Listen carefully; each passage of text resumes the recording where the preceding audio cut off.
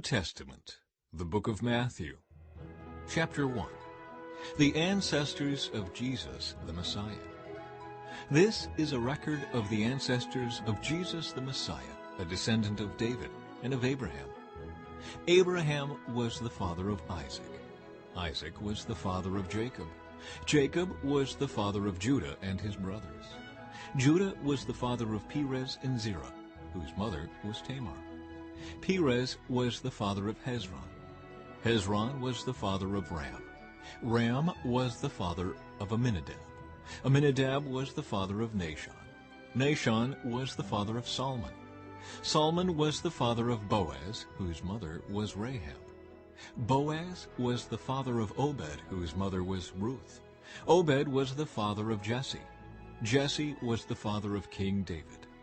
David was the father of Solomon, whose mother was Bathsheba, the widow of Uriah. Solomon was the father of Rehoboam. Rehoboam was the father of Abijah. Abijah was the father of Asa. Asa was the father of Jehoshaphat. Jehoshaphat was the father of Jehoram. Jehoram was the father of Uzziah. Uzziah was the father of Jotham. Jotham was the father of Ahaz. Ahaz was the father of Hezekiah. Hezekiah was the father of Manasseh. Manasseh was the father of Ammon. Ammon was the father of Josiah. Josiah was the father of Jehoiachin and his brothers, born at the time of the exile to Babylon. After the Babylonian exile, Jehoiachin was the father of Shealtiel. Shealtiel was the father of Zerubbabel. Zerubbabel was the father of Abiud. Abiud was the father of Eliakim. Eliakim was the father of Azor.